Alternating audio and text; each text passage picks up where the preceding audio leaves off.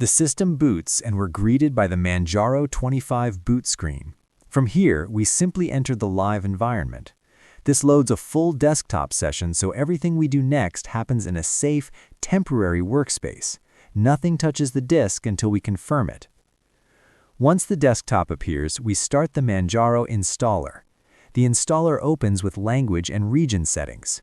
We choose our preferred language, select the correct time zone, and set the keyboard layout that matches our hardware.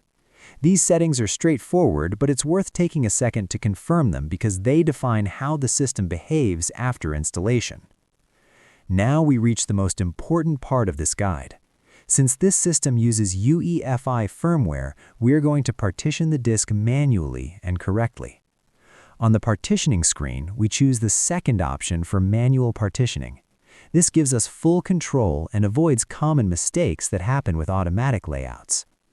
The disk we're working with is a 256 GB drive. We begin by creating the EFI System Partition.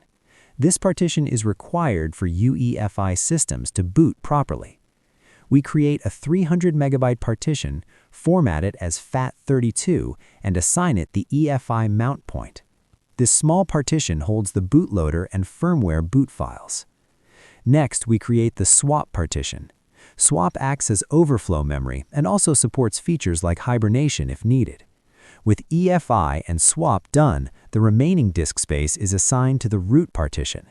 This is where the operating system, applications, and user files will live. We format this partition using the Btrfs file system. Once the partitions are confirmed, we move forward. The installer now asks for user information. We enter the full name, create a username, and set a strong password. You can choose whether the same password is used for administrative tasks. For most desktop systems, using one password is simple and practical. On the Office software screen, we can safely skip FreeOffice or LibreOffice. These can always be installed later if needed, and skipping them keeps the initial system lighter. With everything configured, we proceed to installation. The installer now copies files, installs the bootloader, and sets up the system. This process takes a few minutes depending on disk speed. During this time, Manjaro is preparing a clean, UEFI-compatible system with our manual partition layout. When the installation finishes, we restart the system.